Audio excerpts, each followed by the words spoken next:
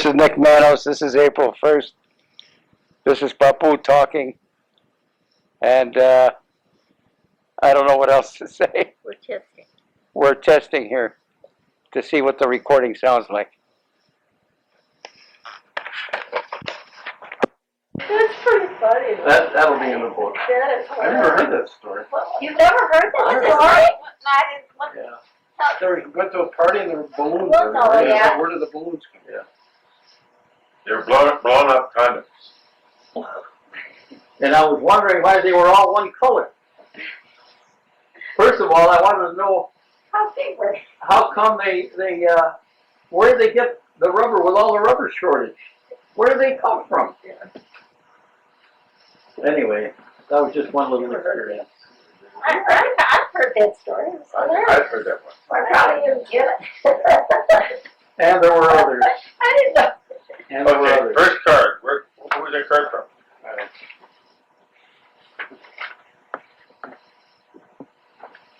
I love you very much. Kisses, Catherine. Nick with a big heart. I wrote up my left hand. Harriet.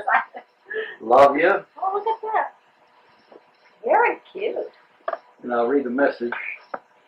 It seems we seldom tell the people who are close to us and really mean the most to us how much we cherish all they do. But Father's Day is a special time, a warmly sentimental time, the perfect time for sending love to you. Thank you, girls. Thank you. You notice that I separated every word and drove it into the wall. If you don't remember anything else about your grandfather, remember that. Naval. Separate every word and speak slowly so that people can understand you. This is very good. Now, that is a present I picked out for you. This is cute. it feels very good. I don't want to write this to you. Rick, sit down. Get record. I wish I could tell you more stories, but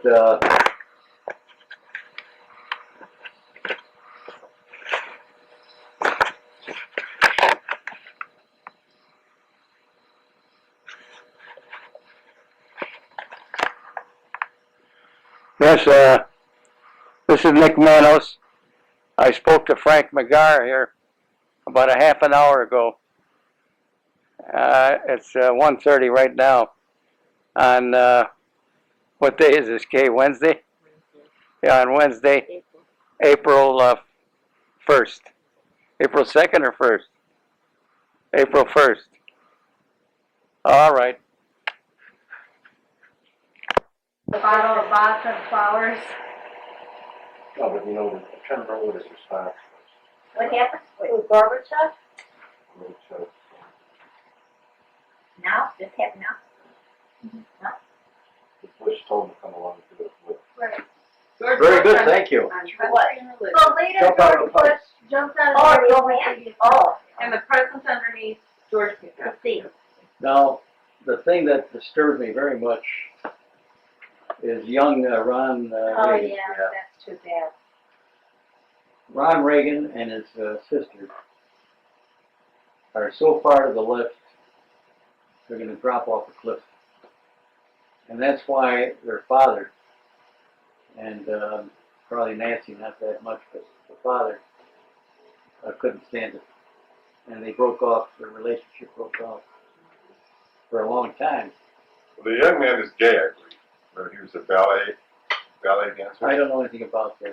Gay or not? I mean, What I do know is that he's a leftist, very bad. Now he's a Bush basher. He's a consultant with MSNBC.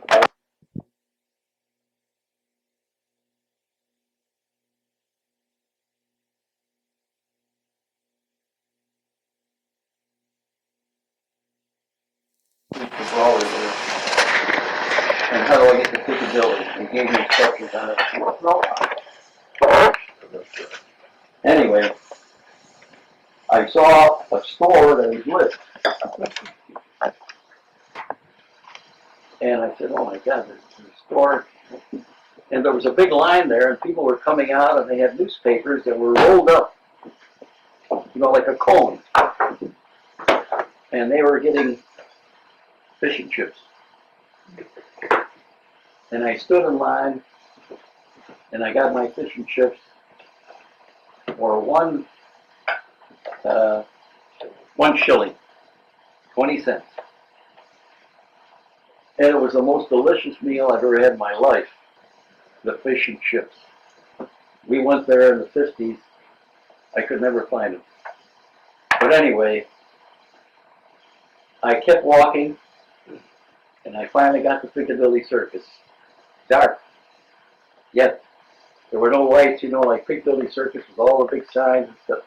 No tourism. Nothing. Nothing. Anyway, I'm walking around Piccadilly. Remember, London had been bombed out in the war many times over. I'm walking around Piccadilly, and it was full of Army personnel, Navy, and here I am now, a naval officer, And a young lady approached me. She had a dog, a Doberman. Didn't approach me. She said, "Admiral, come over here." Yeah. This is going to be in the book.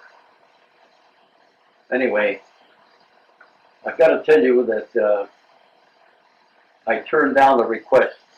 I have some detail on just what was offered. The dog was on his haunches looking at me.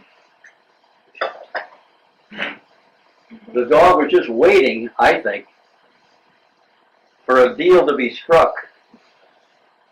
Because that dog, I think, would have lifted himself off his haunches to go to the final destination.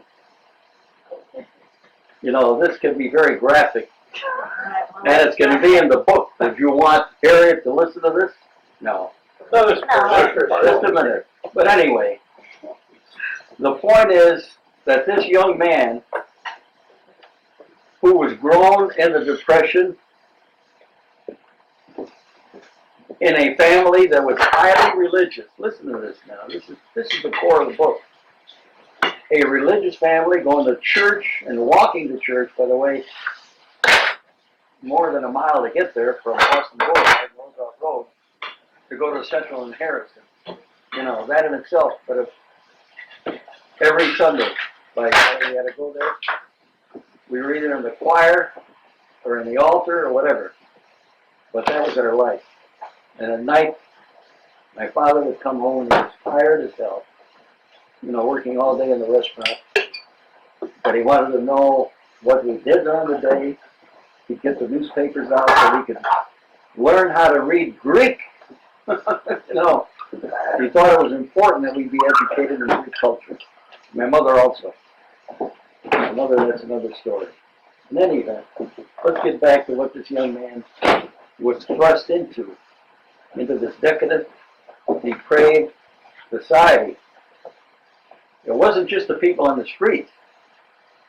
It was the so-called Inteligencia, the cream, the people that, what's her name, Hamilton, would consort with. And this is post-war. And these stories are going to be in the book, and I can't even relate them to what I was exposed to. All right. In any event, that's where all the stories commence. You work in Kansas anymore? That's where all the stories commence. And that's what would make this book. So we've only heard a fraction of the story. No, you haven't. The core of the book is about this young man who was thrust into that society in post-war London, and I think it would be a fascinating story for people to read about post-war and what I saw and what I experienced. To go into a theater, chances are 1,000,000 to 1 to sit next to the King of Greece. A true story. And it happened. The story about the Admiral's aide, that's been written up already. Which seat was the King of Greece in? Was he in a good seat in the middle? Was he in an aisle? Where was he? All right, let me tell you. Ike was my very best friend over there. He's the one I defended, and that's the final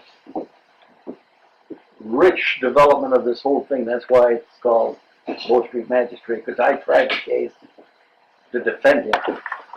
And I got my evidence from the Bow Street Magistrate. But that's at the end of the story. I haven't even started writing that one. In any event, what was I starting to talk about? I was asking about whether the king of Greece had Oh, the good case. seats or not. No, these are not jokes. For me, they're serious. No, I'm asking questions. Anyway,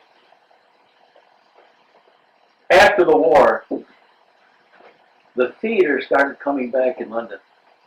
During the war, there was no theater. Everything was shut down. When I got there, and within a couple of months, the theater started in operation again. I was anxious, and I have all of the playbills downstairs someplace. I went to at least a dozen or more. And I used to get the tickets free from the Navy. And I used to go to these. Anyway, one night, Ike and I, because I had 2 tickets, I said, Ike, we're going to go. So we went. We were about 3 minutes late. The curtain had risen. Anyway, we were at about the 12th row center. You know, that's a pretty damn good seat, isn't it? Anyway, we got into our row, and we caused some inconvenience to the people that we had to, you know. Ike and I sat down. We're both in uniform, Ike. And we're watching this play as it was emerging. And, you know, just out of the side of my eyesight, I could see a profile. I've told you this story before, haven't I? You tell a little bit more detail every time you tell it. All right. And the profile was like the King George of Greece. That I knew not from a picture, but the profile from a stamp. I said to myself,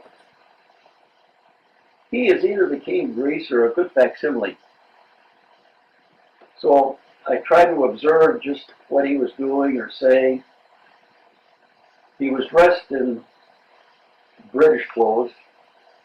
He had, what do they call that fabric? Tweed. He was in the real good tweed. Harris tweed. Harris tweed. He was in Harris tweed. Very beautifully dressed. He was talking to a lady that was next to him, whispering to her. And there were 2 others. And it looked like the 4 were in the same group. And Ike and I are in the middle of it. I said to myself, it's got to be the king, and if he isn't, how am I going to find out? You've heard this story before. I remember. Anyway. You haven't heard this story? Oh, this is one of the first. Anyway, at that time, I don't know what it is now, you could smoke right at your seat. The ashtrays were right in the front there. In the back of the seat. In the back of the seat, ashtrays. I've seen that. So the lights went on after the first act, everybody was clapping and so forth. I hadn't heard a damn thing, I hadn't watched a thing. I was concerned about this man and who he was. So the lights went up, curtain went down. They didn't get up, the group, 4 of them.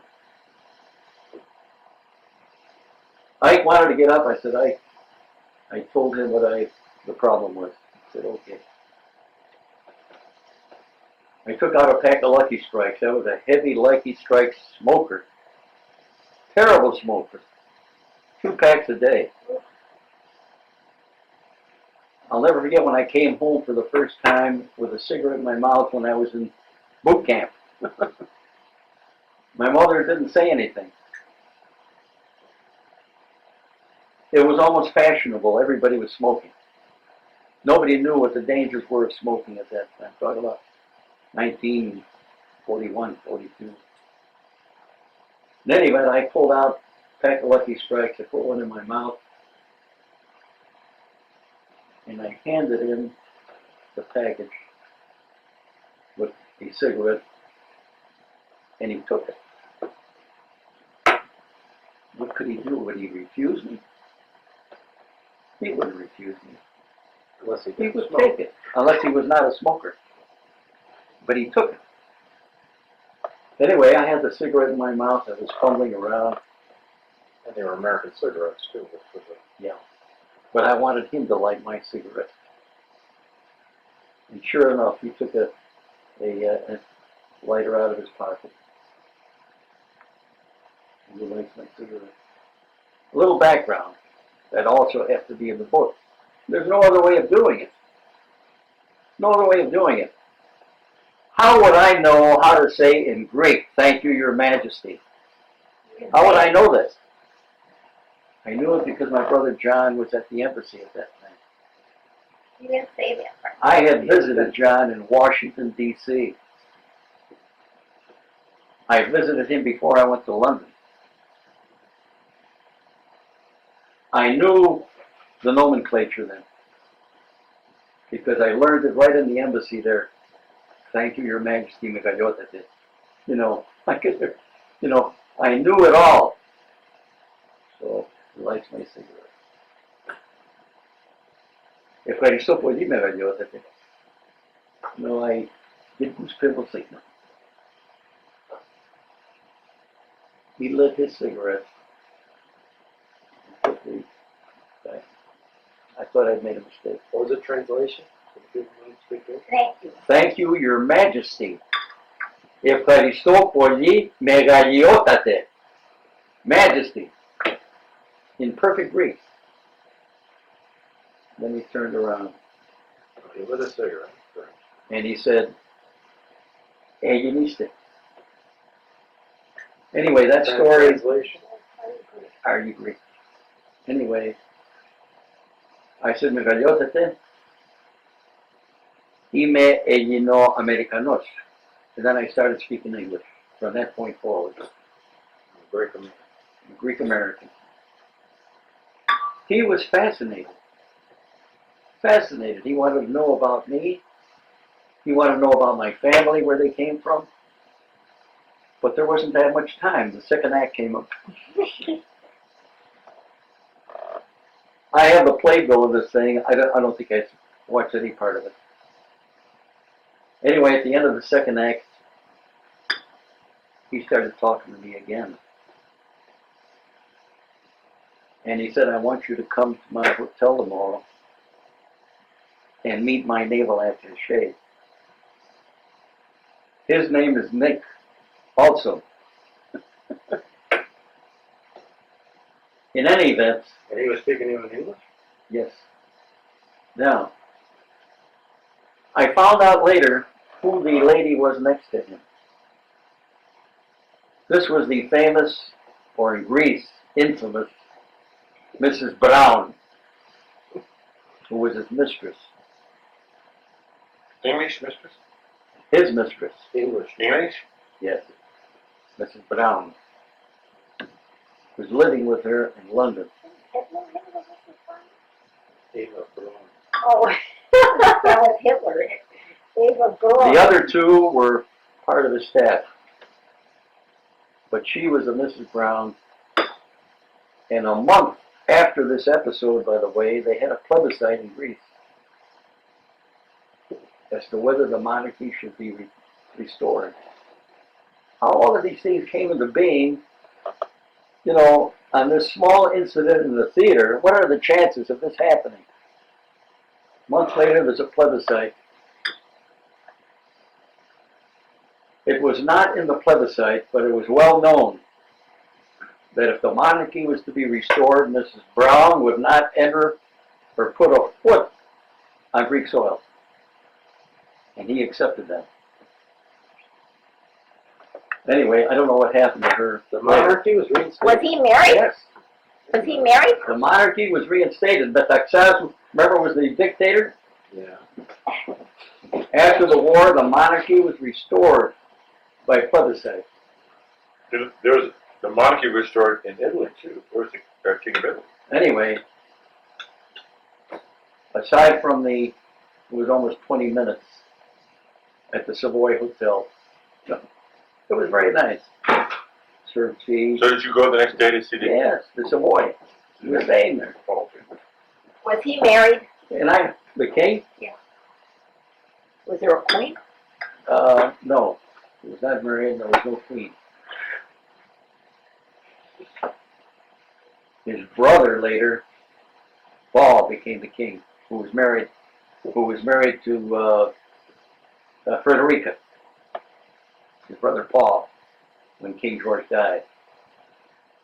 In any event, I was at 20 Grosvenor Square, which was Eisenhower's headquarters during the war. I was in that famous building, you know, as a young naval officer. That's where Moriarty comes into the picture, Ike, and everything is woven into England and Paris and Germany. All of these stories occurred at those precise moments. Going to Greece. Didn't you go to Greece and drive? Going to Greece. Going to Greece, where the Admiral called me in. He knew that I wanted to go there, but all leaves to Greece were denied. Couldn't get there. There was a war going on with the communists? Yes. It was beginning to foment at that particular time. It hadn't erupted yet. It was fomenting. Anyway, that's going to take at least 1 or 2 chapters. Greece. And on a private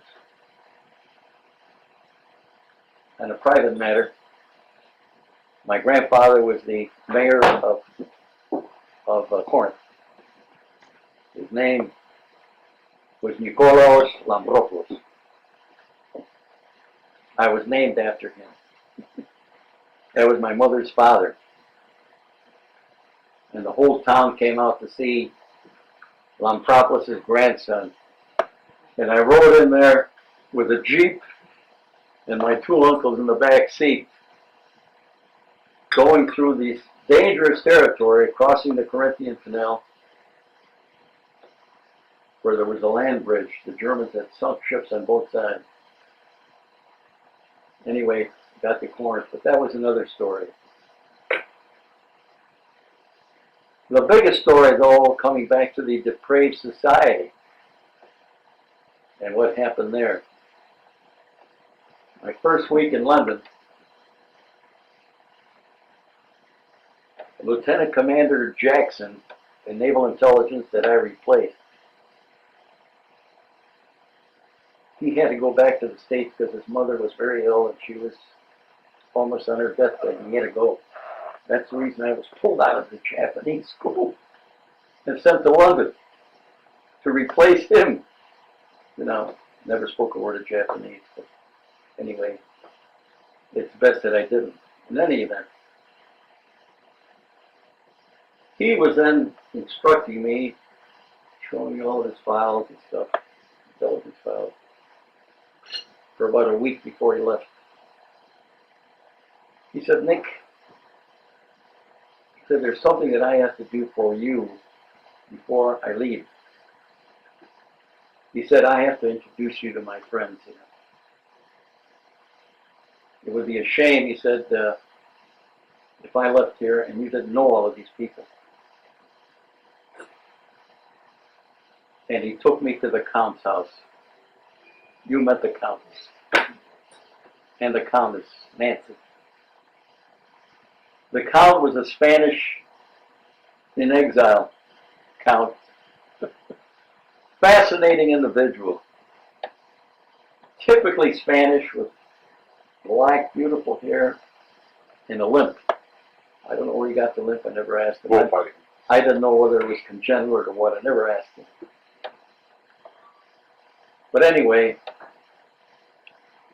he became a very wealthy individual during the war. Contraband. No. He got some kind of a license as a chiropractor.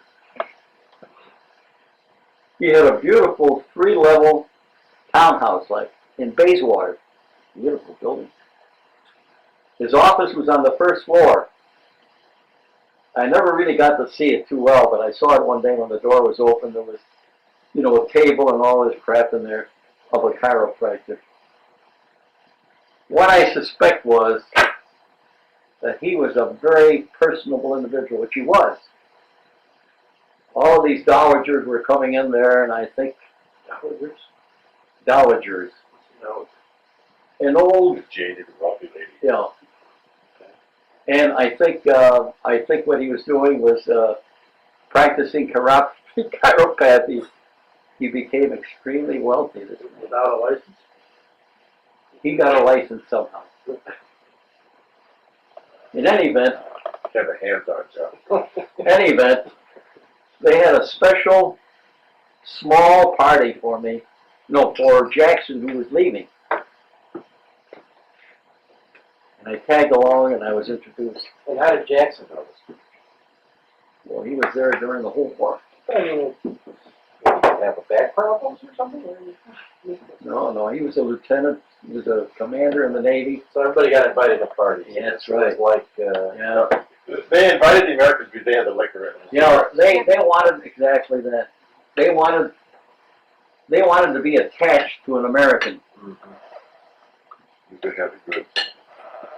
The party goods. Anyway, Okay, I will have one little teeny slice more of that. Of the flop. so I met the Count, and I met the Countess. And there were two other couples there with a small party for Jackson who was leaving. I think one was a lady Cullen and her husband or something like that. I forget now, there were three couples. I've got to tell you that they saw me, and I must have been a curiosity for them. Total curiosity. Both in my knowledge or lack of knowledge, and probably that, and my gross innocence. Innocence. They recognize that You immediately. mean you were the only person who believed that he was a chiropractor? No, I found that out later. And, you know, jokes aside, No, what I meant, I didn't mean I that. found that out I later. didn't mean it. Joking. In any event, for some reason, they decided to adopt me. So within 5 or 6 days after I arrived in London, I got a call in my office. I don't know how they found me. I guess they found me through Jackson. That's fine. Jackson is now gone. He's on his way to the States. And I'm in his office, and I get a call from Paul.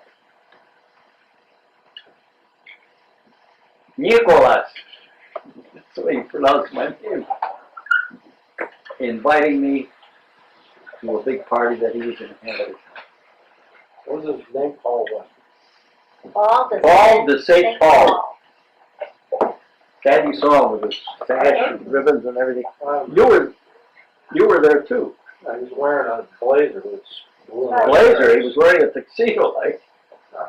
We found him in the No, art gallery. we No, went no, dancing. no. We went dancing with him. Yeah. Anyway. All right. That's as far as I can go on this introduction, but here I am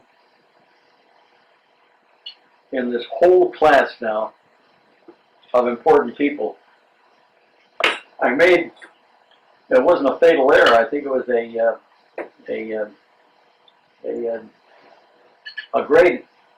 a great thing that happened was that after Jackson left, my immediate superior, who was a commander, said to me, you know, we're going to have a big party at the Dorchester Hotel. And a lot of important people are going to be there. The Admiral is going to be there. His wife is here now and his daughter. And this is going to be the ball of the century, you know, post-war victory ball. And he said, Nick, they used to call me Ensign, because they didn't know me that well yet. He said, Ensign, you should be there. You're invited. And he said, bring along, if you have a date, bring him along, or her along. Well, I said, because I was thinking of Paul all of a sudden. I said, can I bring, I said, I have a couple of friends that would like, yeah, he said, bring whoever you want. So I called up Paul, and I said, Paul, I said, we're having a big ball, celebration ball at the Dorchester Hotel. I said, would you like to come? Nicholas, I would love it. I wish I could say the Spanish accent. And he said, I said, and of course, make sure that Nancy is with you. Nancy was English. She was not Spanish. Very cultured lady, let me tell you. And I said, if you have any friends, bring them along too, it'll be okay. So I went to the ball. I took a cab. Cabs were very cheap then. Anyway, I couldn't get any place without a cab. I didn't know the streets or anything like that. So I got into a cab thinking that I would go there and everybody would come in the cab with me. So I walked into the townhouse. All the lights were on. I walked up to the second floor where the main parlor was. And I saw 10 people there. Paul had his sash on, and everybody was dressed majestically. Diamonds and tiaras. You have no idea. So, what could I say? I went down and I told the cabbie, now wait, I said, I need 2 more cabs. So we got 2 more cabs. We all got into the cabs and off we went to the ball. So you had an entourage before you hardly started. Oh, we got to the Dorchester Hotel. Walked in. Was that the #1 hotel in London at the time? Yeah. That was the #1. That plus the one we stayed at, the Grosvenor House. But the Dorchester was the one where the American officers were really quartered, and that's why they had the ball there. Anyway, we went up a series of stairs to the main ballroom. I could hear the music. I had all of these people with me. Here I am dressed in my dress blues, 1 stripe, no medals, no nothing, not even a good conduct medal, which at that time I had already earned. In any event, got to the door, and we didn't walk in. We couldn't. There was a footman there. You know, these were 2 big doors going into the, and I could see tables and everything else. He said, you'll have to wait here a moment, Lieutenant.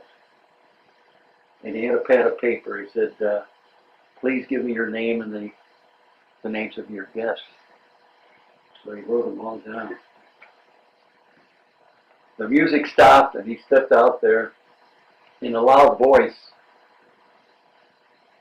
Lieutenant Nicholas G. Manos, U.S. Navy. I forget who the next title one was. It wasn't the Count yet. They finally got down to the Count. Viscount. Viscount is, you have no idea what it sounded like.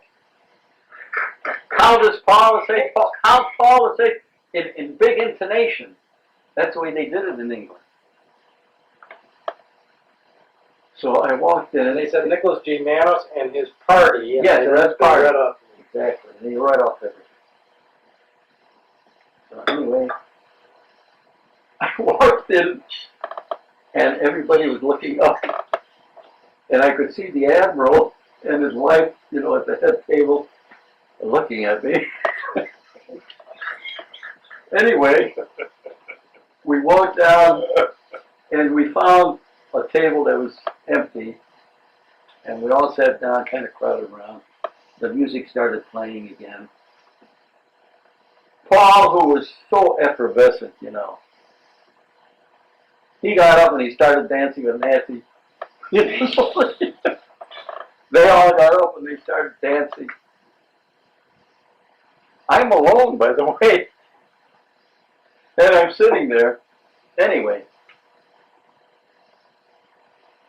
a few minutes later, the Admiral's aide comes over. Go for aide. What do they call them? Liaison? Admiral's aide, who incidentally I saw dead 2 months later. Oh, this is the guy? And that's how this The whole what? story weaves in. Yes, the guy was. And he came over and he said, Ensign, he said, I have not met you.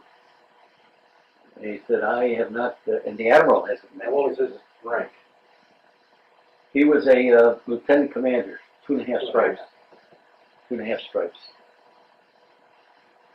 He said, but the Admiral would like to meet your friends. And I said, Commander, I'll be delighted. I said, I think I made the mistake of asking him whether the Admiral wanted to come over to our table. And I finally caught myself, and I said, I'll come over with my party. The Admiral was Admiral Hewitt, a very fine old man.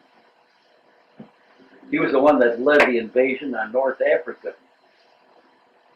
He was the one that was in charge of the naval forces when they went in southern Italy. Beautiful gray hair. Hewitt, H-E-W-I-T-T? Hewitt, H-E-W-I-T-T. And I have the personnel directory, his name, Ike's name, my name, everybody who was in the command. I have those things. Anyway, I walked over with Paul and everybody, not in the whole party, but because people were dancing and so forth. So it was kind of in Ships. bits and pieces. Sat next to the Admiral. I think the Admiral knew who I was because when I flew over from Floyd Bennett Field in New York, I flew with a Commodore who sewed my button on in the Azores. Commodore is between a captain and an admiral. Who loved, he was a Commodore. That rank, incidentally, no longer exists. He was the last one of a breed. He was grandfathered in. I think the Admiral knew something about me. I think the Commodore had probably whispered into his ear. I think. I'm only surmising, but I think that's what happened. Anyway, he said, wanted to know when I arrived. Told him where I was staying. Ike Howard was there that night with a date. I think his girlfriend from Paris. I didn't know Ike that well yet, but he was there that night. Anyway, that was it. He met all of my people. We all socialized. We were all drinking together. It's like as though I knew the Admiral and his wife for years. And all of these officers now were looking at me, looking at my rank, and here I am with all of these people and the Admiral, you know, socializing, drinking, and laughing, and so forth. Anyway, that was that party. There were other parties that I have to recount. The next big party at Paul's house. Big long table, if you can imagine it. All these new people coming in all the time. Before that, I kept getting calls, you know, Nick, we're going out tonight to the Embassy Club. Would you like to go to the club? I said, yeah. So we went. He was a member of a private club there, the Embassy Club. Who was playing there? Edmundo Ross, a famous Cuban who had a beautiful orchestra that was the rage of London, as I found out But later. or something like that? Edmundo Ross. His records are still in existence. And the Embassy Club was a casino too, right? No, that was the Ciro's was another one. A lot of them were. So, The Embassy was a private club. Couldn't get in there unless you had real big standing to get in there. Anyway, we're in there. And Edmundo Ross is playing. Paul is there dancing with, I'm dancing with Nancy and stepping all over her feet. Anyway, we were there for about a half an hour. And then Paul came to me and he said, we're leaving. He said, we're going home. We have something very important. So we all got into a cab. I couldn't understand what we wanted. So we got home and he put on the Victrola. And they taught me how to dance the Rhumba and the Samba. Especially the Samba. We were there for 4 hours. I'm dancing with Nancy and everything else. They had to teach me how to dance. So the next time we went to they could take you out again. yeah, when we went out again, I knew I had learned the Samba by then. Your mother knows that because when I met your mother, we were dancing the Samba. You ever see the way he does it? Oh, he was. When he danced, everybody was what they call. Anyway, I'm not kidding. Do you remember a few steps? Hmm? Do you remember a few steps of it? I remember all of it. Why don't you give us a No, quick? No, come on, don't. Anyway, this was the start of things with Paul and the parties at his house. At one party, he said, I have a big surprise for everybody tonight after dinner. I couldn't understand what this was all about. So he walked in with a wheel. I'd never seen anything like that in my life. It was a wheel of cheese. What do they call it? I'm trying to remember the name of the cheese now. Once in a while. Camembert. No, Camembert. That gross one. And he opened it up, and it had that white stuff on the top. And he cut it like it was diamond. To parcel it out so everybody got a small piece. And there were about 20 of us at the table. Small piece of this Camembert. It's really, after you cut it open, it gets really soft. If you didn't like Serasso, I almost puked. It's disgusting. That's gross. It is. But anyway, there are other things that will be in the book that I can't even recount here. About stories that he told, And so one of his parties was to make what was the rice thing called? What racing? Didn't the count teach you how to make the Hey, rice thing, Rocco. and then you went back and tried to Oh make yeah, it? well that was another occasion. That's another chapter, George. But that's a good story. Yeah. I wouldn't mind hearing. Anyway, Because the count taught you how to make it. but there's so much that has to be put down, and I can do it. And it has to be not in telling a non-fiction. It's got to be in. But it's interesting to In the us. Yeah, story. I understand. But it's interesting to us because we're part of it. I love that story about taking all the entourage into the party. Cooker. Oh, that's funny. Not a Oh, terrific that's story. funny. I could see the whole thing. And it happened. Oh, The calendar. what a story. You couldn't make it up like that. What about it? It's got the Marshall's tag on it. Oh, on this side? Anyway, shall we open these up? You don't want to Yeah, yeah. Yeah, cool. tell me the Oh, yeah, you're right. I can't think of it. Ike Howard. Figure out. Ike Howard was staying at the Strand Palace Hotel where I was staying. That's where I met him. He was an older man, he was in his 40s. He was a pilot. His function was to pilot C-47s DC-3s. from the States to England This is during the war, mind you. Carrying it back and forth. Yeah. Anyway, the Admiral liked him very much and made him the Admiral's pilot.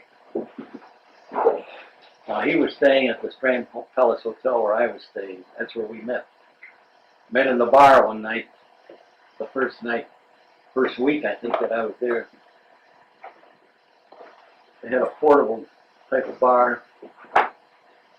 No refrigeration, no nothing. The favorite drink was gin and lime. Gin and tonic. No tonic. Just Gin, Lynn and lime. gin and some kind of tonic, yeah. But and also scotch. Soda. And that's where I Scotch, learned. consumed warm. That's where I learned how to drink scotch. But they drink it warm, right? There was no refrigeration, no nothing.